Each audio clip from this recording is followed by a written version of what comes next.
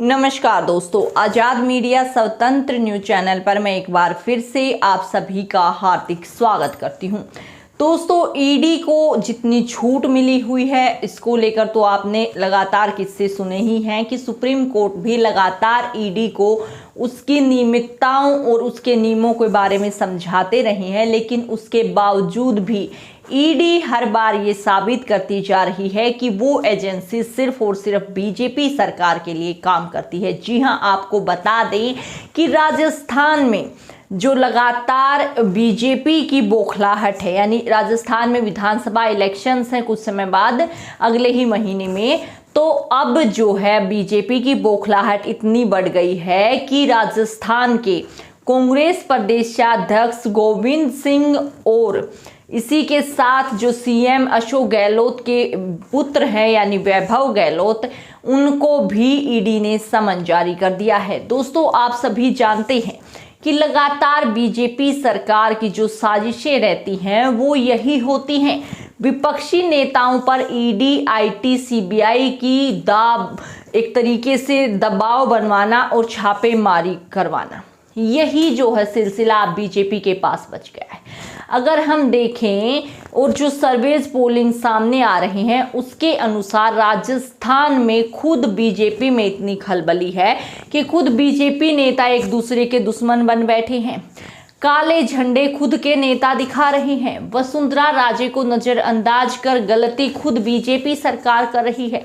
लेकिन इन सभी बौखलाहट से जो चुनाव हारने की एक तरीके से बौखलाहट अंदर से बीजेपी सरकार में बन गई है, अब वो भी बाहर आने लगी है। जी हां, आपको बता दें कि राजस्थान के कांग्रेस प्रदेशाध्यक्ष जो हैं उनके और जो वैभव सिंह है यानी वैभव गहलोत, उन दोनों को ईडी के हवाले अब बीजेपी ने कर दिया है कि इनको संभालो, क्योंकि ईडी जो है एक तरीके से बीजेपी के रट्टू तोते की तरह काम कर रही है। ऐसे ही लगातार धड़ाधड़ गिरफ्तारियां, छापेमारी की जाती हैं और जब कोर्ट पूछता है तो सबूत तक ईडी के पास नहीं मिलती हैं।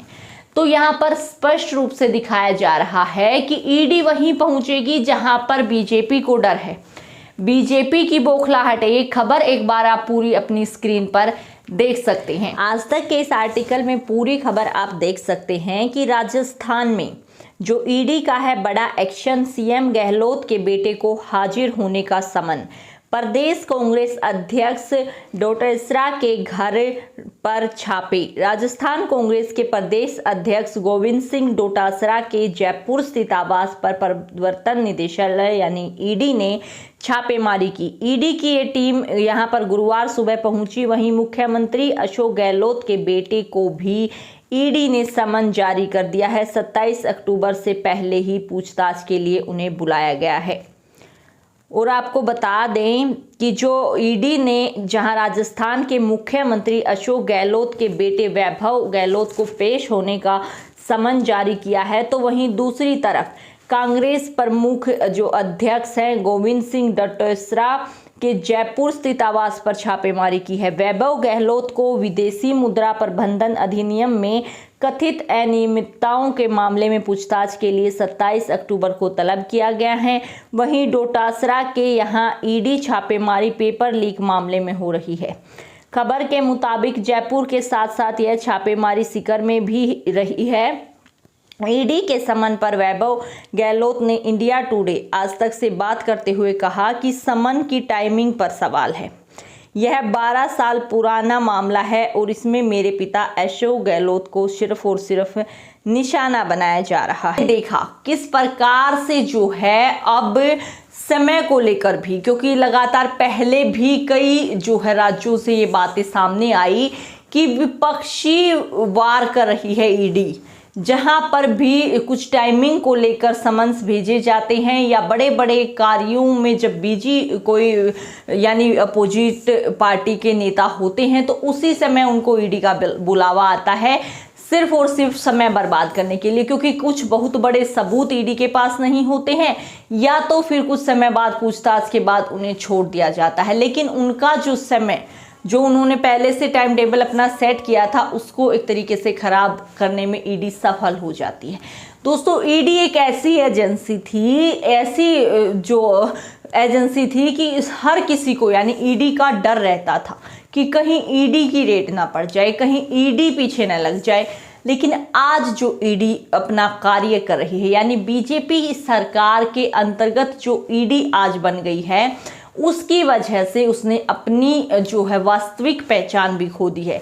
क्योंकि अब किसी नेता, अगर हम बात करें आम आदमी व्यक्ति को भी जो है कोई डर बीजेपी के साथ साथ ईडी का नहीं रहा है।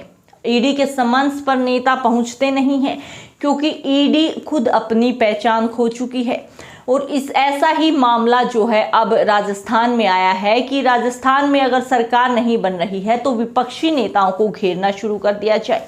10-10, 12-12 साल पुराने मामलों को निकाल कर कहीं ना कहीं उन्हें लटकाने और अटकाने का काम किया जाए ताकि बीजेपी की कुछ उम्मीदें जाग सकें। जबकि खुद अंदरूनी बीजेपी राजस्थान में इतनी टूटी हुई है कि कोई हालात नहीं है वहां पर बीजेपी सरकार के बनने के। लेकिन बीजेपी सरकार यहाँ अपनी पार्टी के अंदर सुधार का काम न करते हुए बल्कि विपक्षियों पर ईडी छोड़ रही है। ऐसा करके जो है लोकतंत्र को तो हानि पहुंचाई ही जा रही है, बल्कि ऐसी विश्वसनीय जांच एजेंसियों पर भी सवाल खड़ा होता है। क्या किसी बीजेपी के घर यानी बीजेपी नेता के घर आपने सुना है ईडी का छापा? नहीं सुना होगा, क्योंकि ऐसा होता ही नहीं है। सिर्फ विपक्ष को घेरने के लिए ईडी अब रह गई है। अपना काम जो है उनको बार बार सुप्रीम कोर्ट भी याद दिलाते रहते हैं। तो अब ये मामला है राजस्थान में, जैसे ही पैर फिसले वैसे ही विपक्षी नेताओं को ईडी के शिकंजे में कसने का प्रयास किया जा रहा है। दोस्तों आपकी इस पूरे मामले पर क्या राय है, हमें कमेंट बॉक्स में जरूर से बताएं। सभी राजनीतिक देश भर की खबरों के लिए हमारे साथ जुड़े रहें, चैनल को सब्सक्राइब करें। फिर मिलते हैं, तब तक के लिए आप सभी को जय हिंद, जय भारत।